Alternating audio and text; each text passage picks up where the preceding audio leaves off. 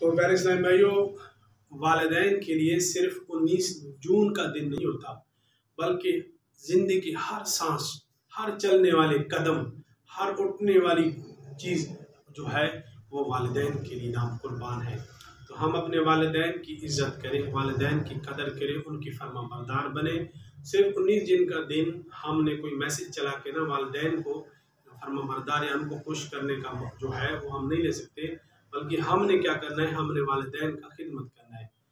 पूरा साल, पूरी ज़िंदगी जब तक उनकी हयात है उनकी खिदमत करें, उनसे दुआएं ले लें, तो ये हमारे लिए बहुत बड़ी चीज़ है। तो अंग्रेज़ों ने जो तरीका अपनाया हुआ है, सिर्फ एक जो 19 जून का दिन होता है वो उनको मनाते हैं, लेकिन हमने क्या करना है, हमने पूरे साल मुसलमान अपने वालिदैन के फरमाबरदार और उनके पाँव पे अपना हाथ रखना है, क्योंकि वो हमारे लिए जन्नत है।